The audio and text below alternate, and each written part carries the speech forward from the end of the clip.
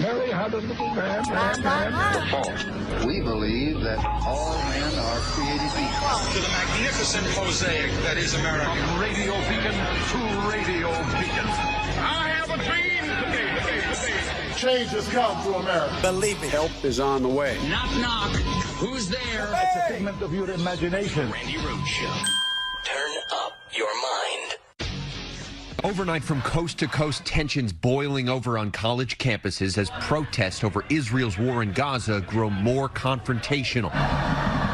A massive police presence moving in early this morning, beginning to break up encampments at UCLA. The LAPD declaring a citywide tactical alert as officers in riot gear responded to crowds.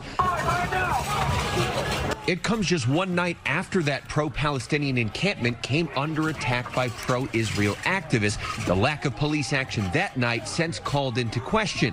University police responding to the criticism, saying the campus leadership, not law enforcement, owns the results of their decisions. Classes at the school now canceled.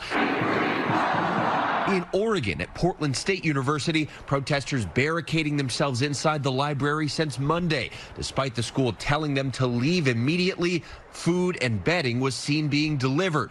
At the University of New Hampshire in Durham, pro-Palestinian protesters clashing with police in riot gear. While at Dartmouth College, police arresting 90 protesters after an order to leave an encampment.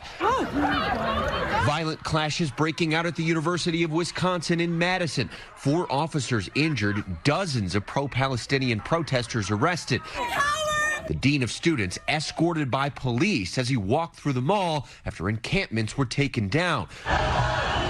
Protesters taking to the streets of New York City. The NYPD arresting nearly 300 demonstrators across the city. Police clearing out an indoor encampment at Fordham University. If you refuse to leave, you may be placed under arrest. Officers ordering protesters to disperse immediately, arresting at least 15 people. Going well. We only have 6 months to go. Don't F it up. It's all I can say. I mean, this is just unbelievable. It's crazy.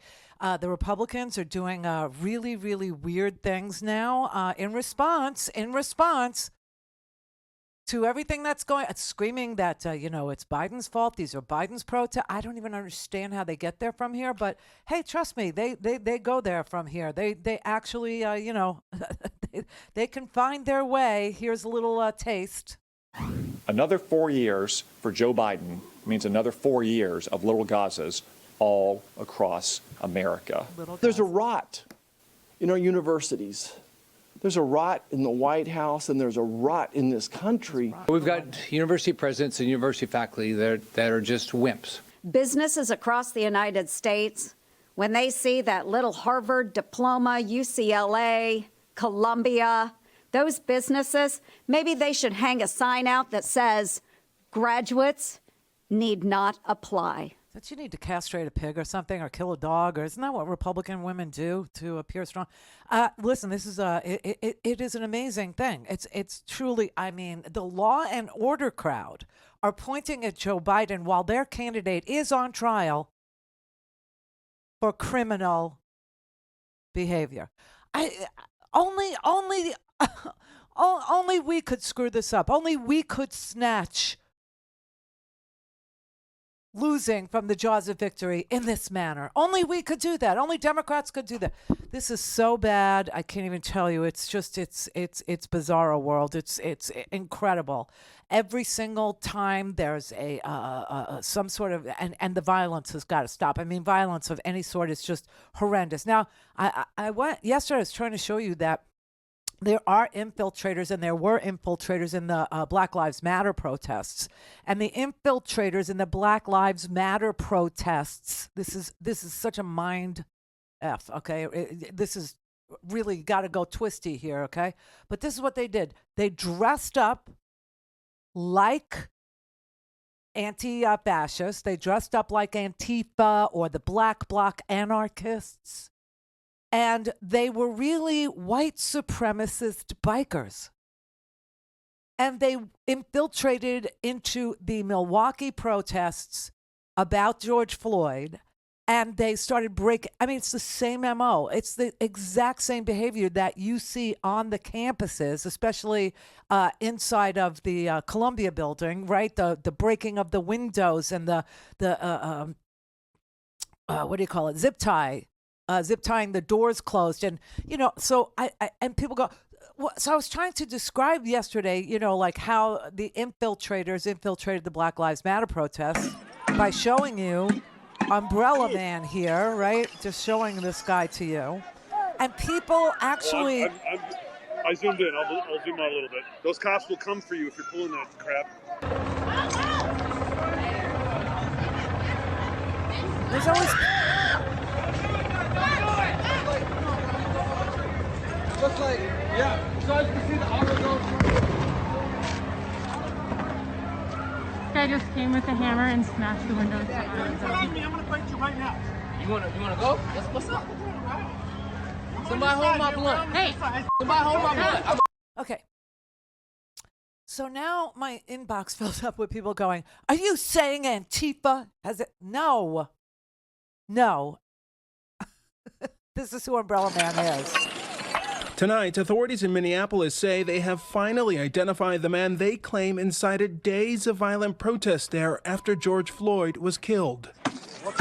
Dubbed the Umbrella Man on social media, he was captured in this viral video breaking windows at this AutoZone, dressed in black, holding an umbrella. In a court filing this week, police identifying him as a white supremacist. Brad Svensson recorded the May 27th incident. It was strange because he was just casually walking through this warlike space. According to court documents, the man also spray painted the words "Free Expletive for Everyone Zone" on the business's doors.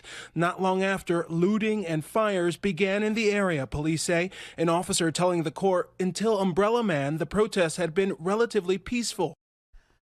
You see what I'm saying here, right? Now, does it make sense to you? Okay. Umbrella Man was not Antifa. Umbrella Man was not an anti-fascist of any sort. Umbrella Man was not an anarchist. He dressed like the Black Bloc anarchists in order to pretend, in order to give the impression that the left was doing this bad thing that was going to incite violence, which worked. And when you see the tactics that were used, you have to understand that they're the same, and somebody is training people. Somebody is training these activists to know how to do this crap, okay? And it doesn't really matter at this point who's doing what to whom. What matters is it's happening, it's being filmed, and, Joe Biden, for some weird reason, is being blamed for it. And I keep on bringing up 1968. Why? Because I was barely alive then, but I have read every damn thing about, because I kept saying, like, how did Richard Nixon even get elected in this country? How did this even happen to us? Okay?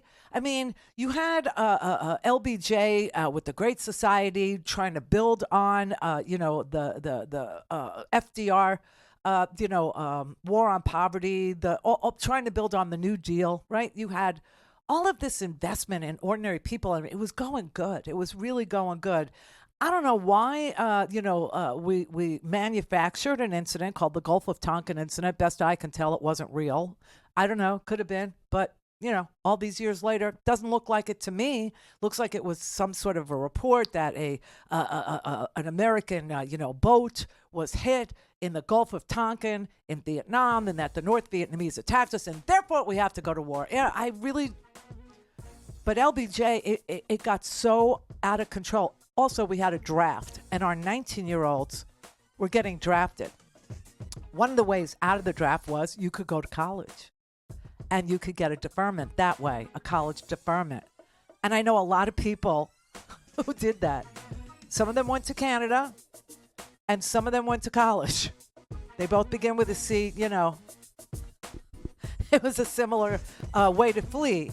Well, poor kids couldn't flee. Poor kids couldn't afford college, nor could they go to Canada. So they got drafted. This is why I sort of kind of understood the protests on the college campuses, even though you were safe on the college campus from the draft because you were a college student. Okay. Don't have time to listen to the live show? Want to hear more on your schedule? Go to randyrhodes.com and buy a stinking podcast.